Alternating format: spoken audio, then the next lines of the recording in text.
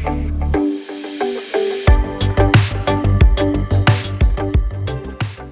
दोस्तों, चलिए शुरू करते हैं इंटेलेक्चुअल प्रॉपर्टी राइट का एक और लॉ जिसका नाम है व्यापार चिन्ह अधिनियम। तो व्यापार चिन्ह अधिनियम में सबसे पहले हमें ये जानना पड़ेगा व्यापार चिन्ह क्या होता है। देखिए, व्यापार चिन्ह क्या होता है, जब कोई भी प्रोड्यूसर या जो बनाने वाला है किसी भी चीज का निर्माण करता है, उस निर्माण करने के बाद वो अपना कोई चिन्ह, निशान, सेंटेंस कुछ भी अगर उसमें लगा देता है जिससे ये पहचान हो जाए कि उत्पादन किसने किया है, यानी जो प्रोड्यूसर है, जो प्रोडक्ट बनाता है, उसकी एक पहचान हो जाती है। जैसे हम कोई भी चीज़ उठाते हैं तो उसमें कोई मार्क लगा होता है, उस कंपनी का नाम लगा होता है, तो नाम से, चिन्हों से, डिज़ाइन से, कभी कभी कलर से भी हम ये पहचान लेते हैं कि ये प्रोडक्ट किसने बनाया है, यानी कि ये उत्पादन किसने किया हुआ है और इसका मालिक कौन है। और इसके साथ साथ हम ये भी जान लेते हैं कि अगर इसने बनाया होगा तो किस तरह की गुणवत्ता होगी। तो चलिए इसमें चलते हैं। इस प्रश्न में और क्या क्या चीज हम सीखेंगे। देखिए, सबसे पहली बात तो है कि व्यापार चिन्ह से आप क्या समझते हैं, सबसे पहली बात, ठीक है। उसके बाद है इसकी आवश्यकता की क्या शर्तें हैं, इसकी क्या आवश्यक शर्तें, किन शर्तों के आधार पर ही व्यापार चिन्ह माना जाएगा और व्यापार चिन्ह के कार्यों का क्या वर्णन है।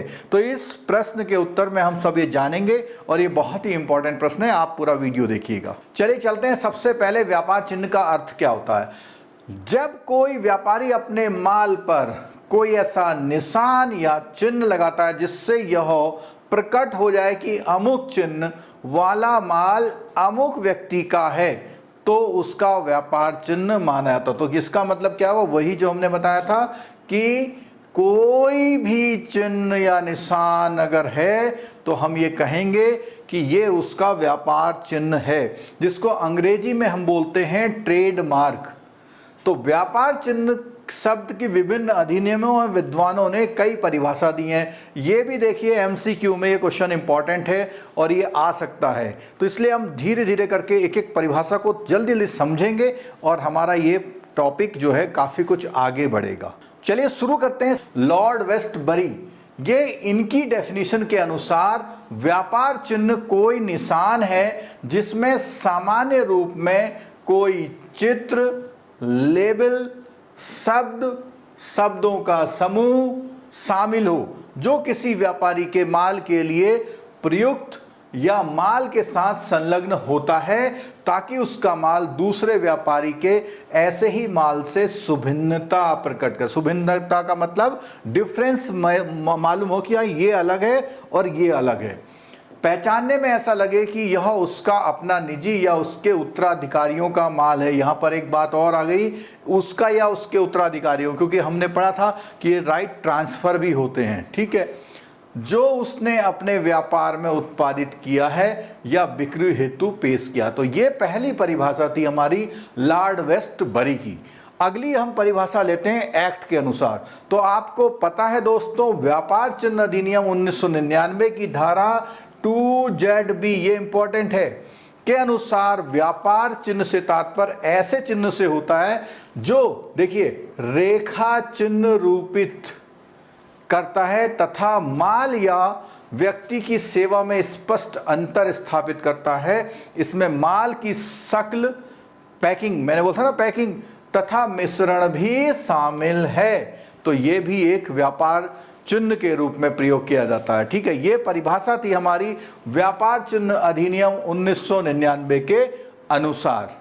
चलिए अगली परिभाषा लेते हैं। ये परिभाषा है व्यापार और पण्य वस्तु चिन्ह अधिनियम 1959। देखिए पुराना वाला अधिनियम है। इसके अनुसार व्यापार चिन्ह वह चिन्ह होता है जो किसी व्यापार के लिए प्रयोग किया जाता है तथा जिससे यह निर्धारित किया जाता है कि उक्त चिन्ह वाला माल उक्त एकस्वधारी, अब यहाँ पे आ गया, देखो पेटेंट आ गया, का है और उससे व्यवहार का अधिकार उसे प्राप्त होता है। तो ये बात बिल्कुल वही है लगभग कि भाई जिसने बनाया उसकी बात पता लग जाए, ठीक है।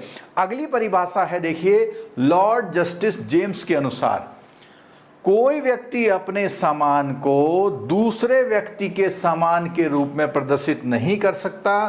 कोई व्यक्ति ऐसे निशान, चिन्ह या प्रतीक का प्रयोग नहीं कर सकता जिससे वह अपने खरीदार को गलत सूचना देकर उस अंतिम खरीदार को धोखा दिलवा सके जिसको वह मिथ्या सूचना का आधार कह सके। तो इसका मतलब यह है कि ऐसा कोई भी चिन्ह जो दूसरा प्रयोग नहीं कर सकता वो भी एक तरह से व्यापार चिन्ह के अंतर्गत आता है। इस प्रकार व्यापार चिन्ह वह निशान या चिन्ह है, फिर वही बात आती है, जो व्यक्ति अपने माल पर यह जताने के लिए लगाता है कि वह उसके द्वारा निर्मित माल समझा जाए और वो उसका स्वामी है। ट्रेडमार्क वस्तुओं में किसी वर्ग के लिए कोई विशेष निशान का उपयोग करने का किसी व्यक्ति को एकाधिकार होता है, क्योंकि जो उसका मालिक होगा उसी को वो अधिकार होगा। निशान संकेत या किसी युक्ति से यह प्रदर्शित होता है कि वर्ग विशेष की वस्तु उस व्यक्ति की है जिसने युक्ति का मतलब टेक्निक या कोई वो चीज, ठीक है।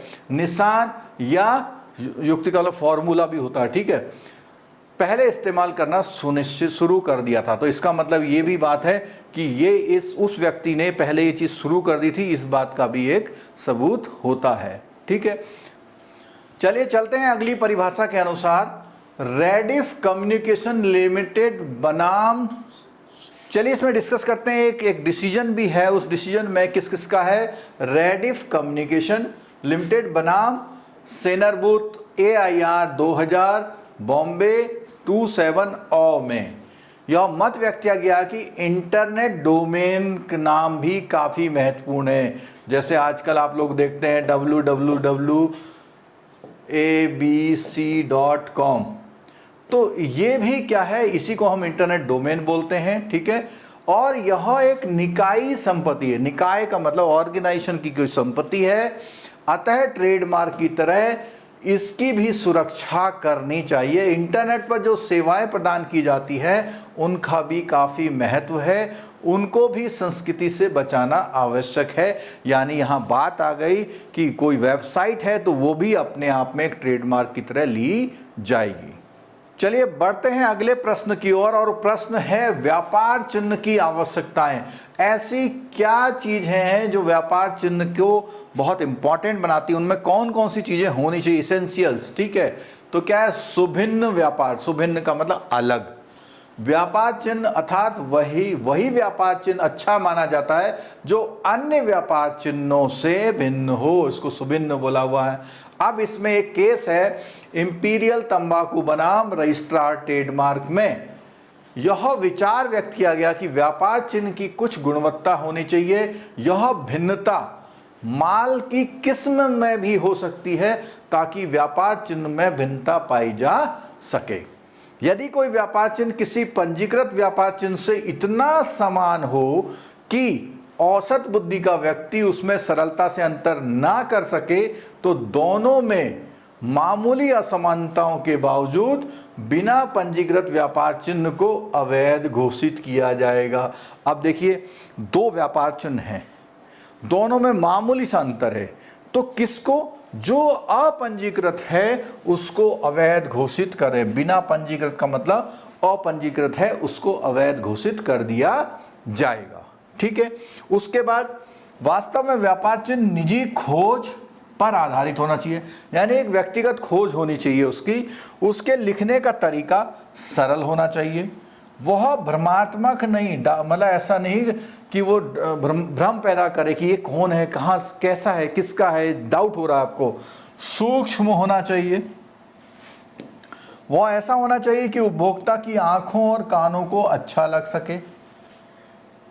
पंजीकरण की आवश्यकताओं को पूरा करना आवश्यक हो जाता है, क्योंकि आप जो व्यापार चिन्ह बना रहे हैं तो उसी इसेंशियल में ये भी है कि पंजीकरण की जो शर्तें वो भी पूरी होनी चाहिए, अन्यथा उसके पंजीकरण नहीं हो पाएगा तो वो भी बेकार हो गया आपका, ठीक है। वह ऐसा नहीं होना चाहिए जो पंजीकरण के लिए बाधित हो, यानी कि उसको पंजीकरण करना भी अलाउड होना चाहिए, पंजीकरण कराने की दृष्टि से भी वो ओके होना चाहिए। इसमें आगे, यदि कोई व्यक्ति किसी वर्ग की वस्तुओं का निर्माता नहीं है बल्कि ऐसे निर्माता से उन्हें आयात करता है, यानी कि वो क्या है, वो निर्माण तो नहीं कर रहा लेकिन कहीं के निर्माता से वो आयात कर रहा है, उस वस्तुओं के लिए किसी व्यापार चिन्ह का आविष्कार करता। अब देखो वहां अभी तक उसके लिए कोई ट्रेडमार्क नहीं था, लेकिन जब वो आयात करके लाया तो उसने किसी चीज का आविष्कार कर दिया, ऐसे व्यापार चिन्ह का अधिकारी होगा। और क्योंकि उसने वो आविष्कार किया है, इसीलिए उस ट्रेडमार्क का अधिकारी यानी कि मालिक भी वही होगा। चलिए अब बात करते हैं व्यापार चिन्ह के कार्य क्या होते हैं। बेसिकली इसके 4 कार्य होते हैं। जो व्यापार चिन्ह होता है उसके 4 काम होते हैं, जिसमें सबसे पहला, देखिए 4 कार्य हैं। सबसे पहला जो कार्य है, चिन्ह से माल के स्रोत का ज्ञान होता है। ठीक है, इससे प्रोजेक्ट, ये प्रोडक्ट है, इससे प्रोडक्ट की पहचान होती है, नए उद्गम का पता लगता है। जैसे व्यापार चिन्ह बुक बॉन्ड, तो आपने बुक बॉन्ड सुना होगा। बुक बॉन्ड जो है चाय का है, तो आप समझ जाएंगे कि ये चाय की पत्ती का ब्रांड है।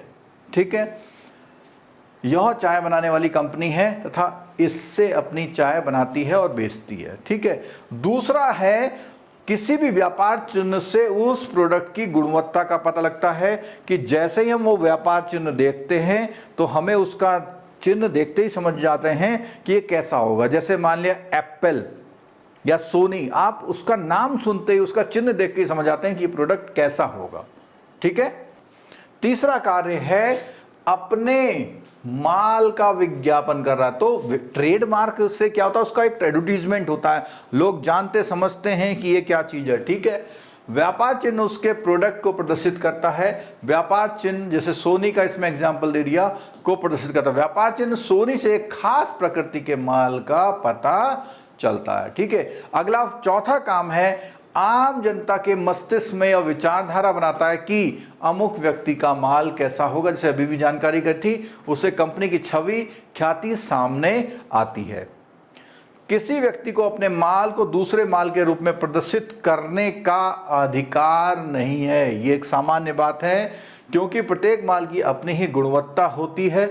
यदि कोई व्यापारी अपने माल पर किसी विशेष प्रकार का निशान, तस्वीर, लेबल या अंक लगाता है तो वह उसका व्यापार चिन्ह माना जाता है और वह उस व्यक्ति की निजी संपत्ति हो जाता है। व्यापार चिन्ह पंजीकृत होने से उपभोक्ता धोखा खाने से बच जाता है। अगर व्यापार चिन्ह अगर कहीं आपका पंजीकृत है तो एक इंसान उससे धोखा खाने से बच जाता है। तो ये हमारा जो है ये प्रश्न जो है पूर्ण हो गया, जिसमें व्यापार चिन्ह के कार्य और उसकी क्या क्या इसेंशियल्स हैं कि व्यापार चिन्ह के क्या क्या चीज़ें होनी चाहिए, ये हमारा प्रश्न पूरा होता है यहाँ पर।